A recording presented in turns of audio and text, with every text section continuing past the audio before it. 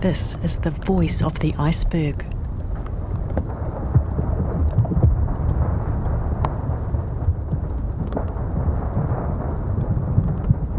I'm Alison Ballance, and in this 4-part audio adventure from RNZ, we join artist Joseph Michael and his team on an expedition to the Antarctic Peninsula.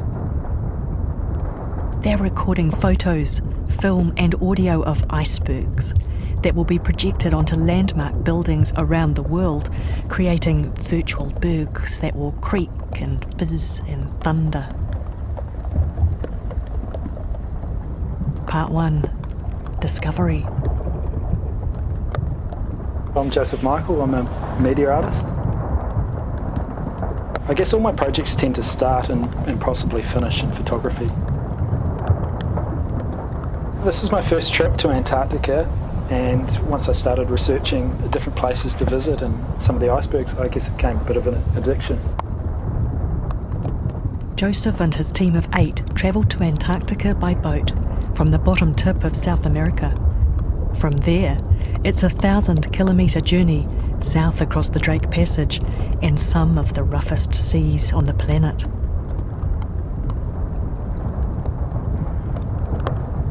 Prior to sailing the Drake Passage, I'd spent, I think, one night at sea, so I hadn't been very far off the coast. It was the first time I saw that deep royal blue of the deep ocean.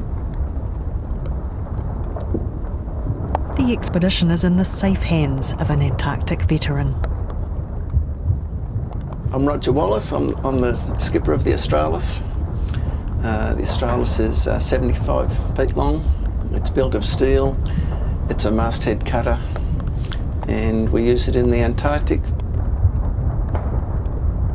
I think this is probably the 19th consecutive year, I guess, I've been doing it now, and I'm still as enthusiastic as ever about it, really. As you know, the weather is not really ideal, it's far from ideal. It's about 40 or 50 knots tonight, and there will be apparently 10-metre seas. Yeah, 10-metre seas in Drake Passage on the shallow water south of the Horn, there's no joke. So, yeah, we'll just be delaying our departure a little bit.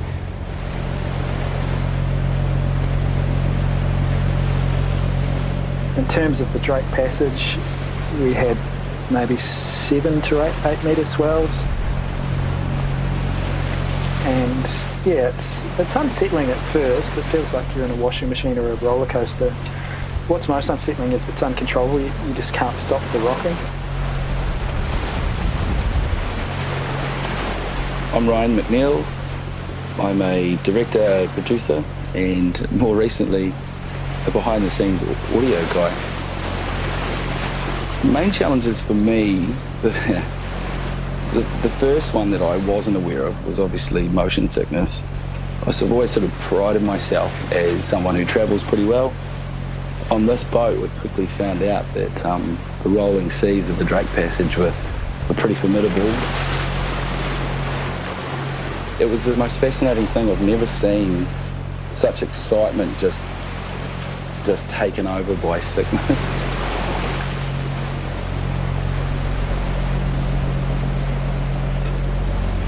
Joe always tells a story of me. He woke up one night and he heard this noise, this banging noise, and he was like, what the hell is that? Are we hitting an iceberg or something? And it was repetitive. Donk, donk, donk. And he puts his little headlamp on, he looks over in my direction, and it's my head hitting the steel hull back and forth with the motion of the waves. And I was just so zonked. After a day or so, you sort of, you just start to become comfortable in the environment. The waves, for example, at first it felt strange, but they slowly almost become mountain-like features, and maybe it was just me using that analogy, but when I was thinking of them as mountains, I felt a lot more comfortable. I'm mesmerised by this bow wave, which Simon's capturing at 90 frames a second. It's going to look beautiful. Once you start to see the movement of the ocean, and especially with what it presented in terms of photography, I started doing long exposure photographs, tracking the waves as they came down, and we had the slow motion cameras capturing things. And I remember one day I was trying to capture, as the waves were peaking, it was kind of rolling over, and in that white there was kind of this iridescent greeny blue colour that I was trying to capture on my camera.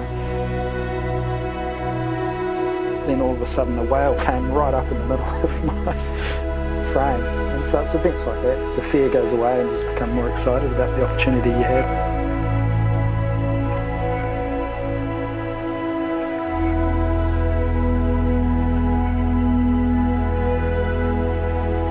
My name's Nick Flubier. I'm a film and television production grip, so I work with camera, and I'm also heavily involved with alpine climbing and ice climbing and rock climbing. We first encountered albatross crossing the Drake Passage, and my way of combating any nausea on the trip was to get up on deck and spend a lot of time in the wheelhouse and watched many albatross gliding and soaring the swells. And they don't flap their wings. I think for me, that was the first animal I saw down there, was watching them soaring around, imagining their thousands of kilometre journey around the continent. And then we encountered dolphin. They would play around the bow, and they were really reactive to our excitement and us clapping and hooting. And it seemed the more we did that, the more they would play, do backflips and jump out of the water.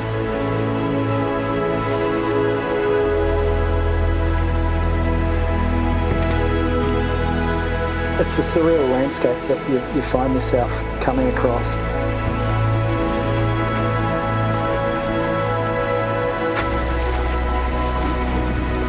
First night we arrived, we saw a few icebergs, and it was very grey. It was a dark, dismal evening, and we found this quiet spot to park in. But in the whole of Antarctica, there's obviously there's different spots, and we found that there was another boat that was using the mooring that we intended to stay in.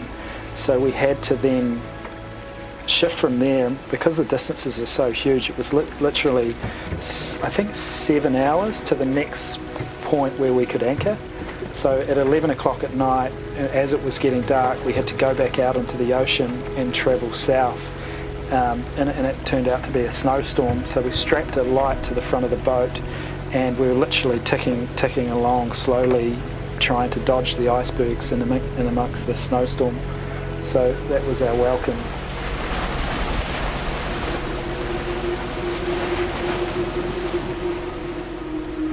I think the real beginning was that next morning when I saw the guys wake up. I remember Jeff's face, and it wasn't so impressive looking at the landscape, it was impressive looking at the expression on his face. His mouth was just wide open. He was just gobsmacked looking at the landscape.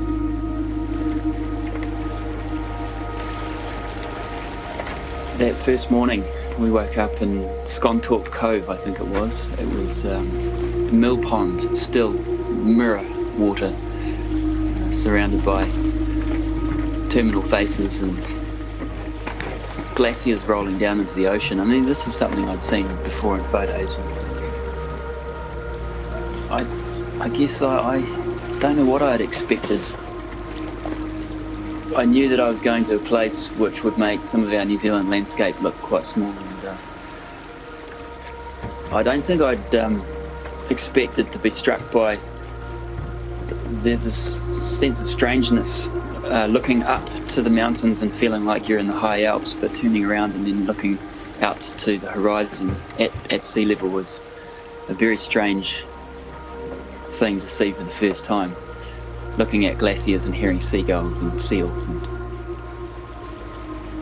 that meeting of ocean and what seems to be alpine is a really interesting place to be for the first time, and that's what struck me most.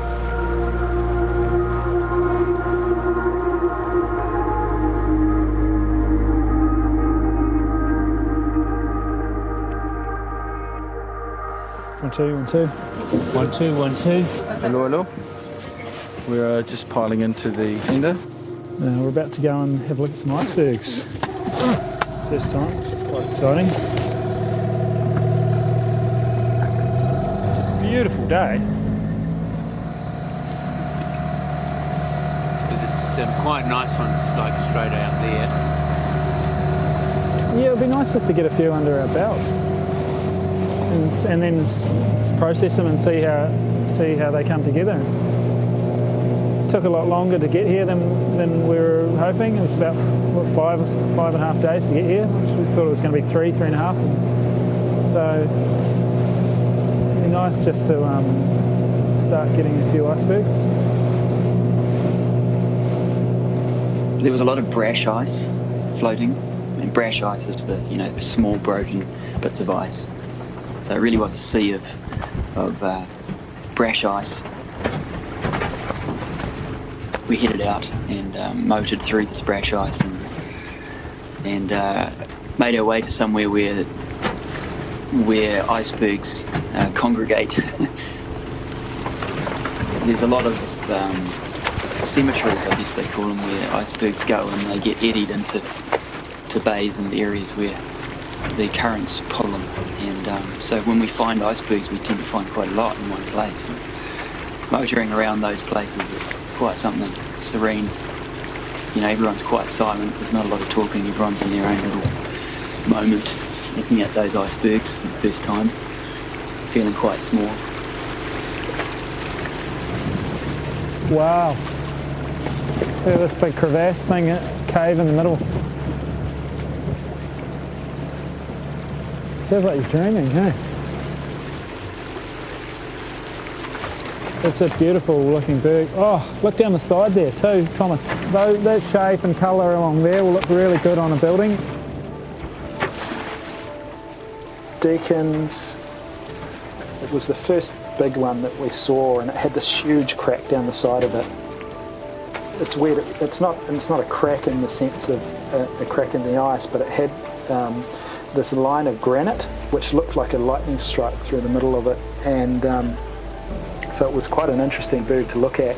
And as we came round to the other side, it had this beautiful turquoise looking pool that was kind of a Caribbean colour pool, and it had these streams of water coming off the side of it.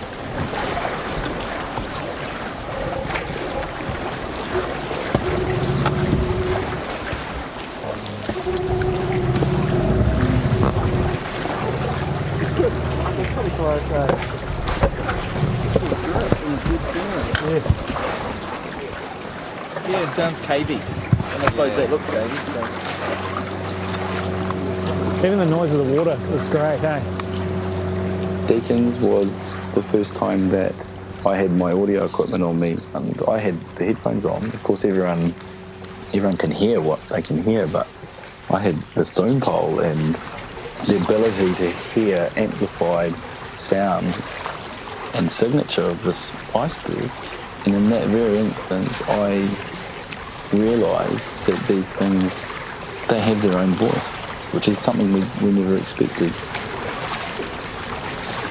We realise these bergs sort of have a sound as variant as the snowflakes that create them. It's insane.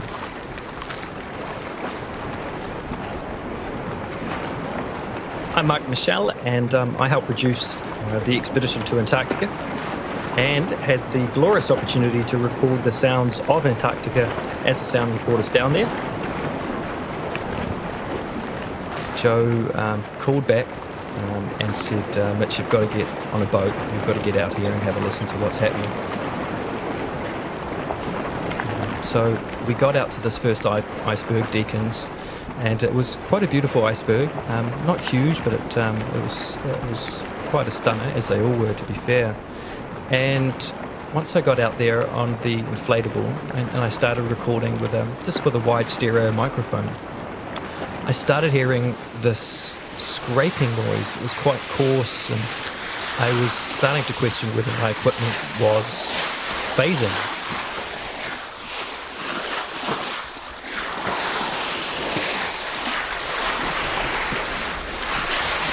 I did a few quick checks and realised, no, that's exactly what I'm hearing. And it was the sound of the ocean. There was a bit of a swell, and it was the sound of the ocean lapping against the side of this iceberg.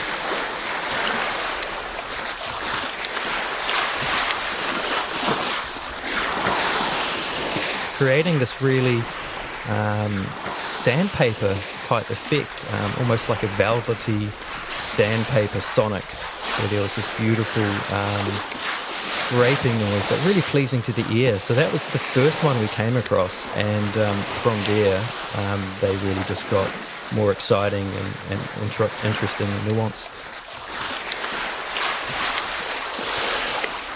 Yeah, that was a real discovery, the sound recordings. I knew I wanted to take a sound recordist down and I wanted to record the environment, but I had no idea the variety of sounds that we would get when we were down there, and how different each iceberg would be.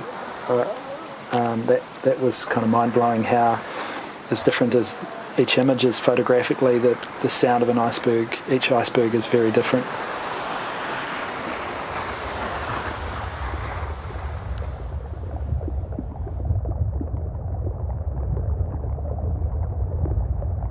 When we first got down there, I was trying to get recordings off the boat, and that was quite challenging, especially when there was quite dramatic and interesting things happening early on around some carving and some really incredible activity on the ice itself, which would often be punctuated by hoops and rahs and a lot of excitement from the crew.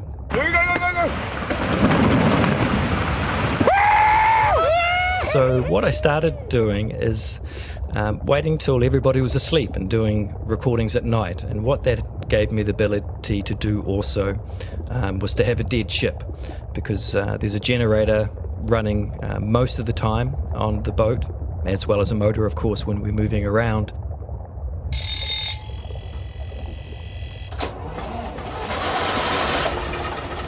It was the noise of the Gardner engine on the Australis.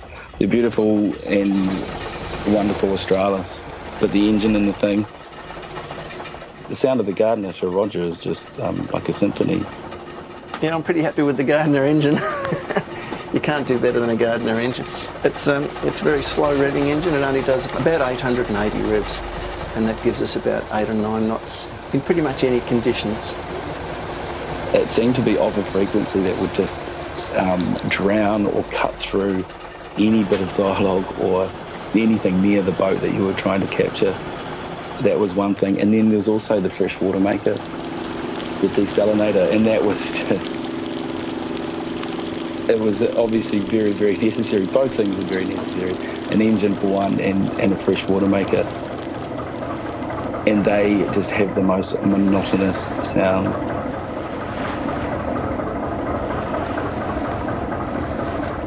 To actually get away from everybody, what I ended up doing is initially being taken out by the member of the crew, and then in the end just taking out one of the tenders by myself. So I would go off often, Joe and the team would map one of these icebergs, and then they'd move away so that I could do a bit of a reconnaissance of the iceberg myself, and I could take my time and experiment with the different sounds from each side, or depending on the nature of the iceberg.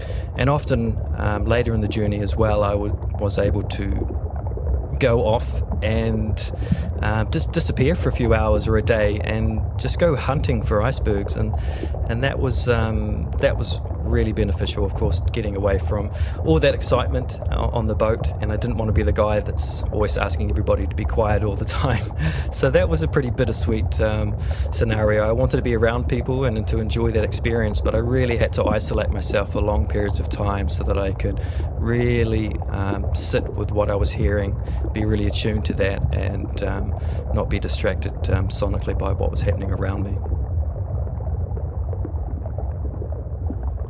There were times of absolute peace when we were anchored for the night or for a day or two in the most beautiful little anchorages, Sconthorpe Bay or Waddington Bay, of course.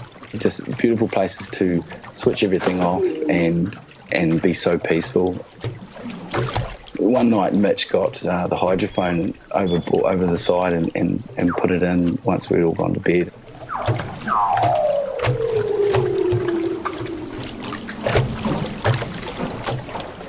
For the first time, I heard this noise the next day, and I thought we all presumed, it's a whale or something, but it were leopard seals playing around the hull, and they make the most intriguing sound, the most amazing, beautiful song, and I had no idea that they even did that.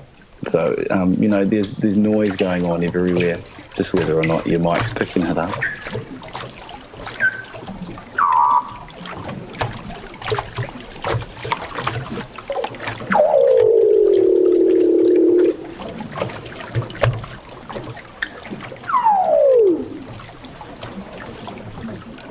That was Discovery.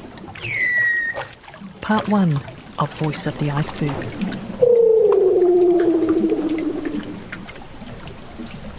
You heard from Joseph Michael, Ryan McNeil, Mark Michelle, aka Mitch, Nick Fluvier, and skipper Roger Wallace. The Voice of the Iceberg podcast series was produced and edited for RNZ by me, Alison Balance, with field audio from Ryan McNeil and Mark Michelle, and sound engineering by Mark Chesterman. Music by Rhiann Sheehan was composed for Antarctica, While You Were Sleeping, an exhibition projecting a digital iceberg onto the exterior of the Auckland War Memorial Museum as part of the 2017 Auckland Arts Festival. You can find photos of Deacons and all the icebergs at rnz.co.nz/iceberg. You'll be able to download all 4 episodes from there, or you can find the series on iTunes and Spotify. Please, if you've enjoyed this, spread the word, share it with friends, and do rate us. Cheers for that. And if you want to stick around for another 30 seconds, here is some of the audio you'll be hearing in Part 2 of Voice of the Iceberg, Revelation, when we meet the icebergs Yoko and Valentine.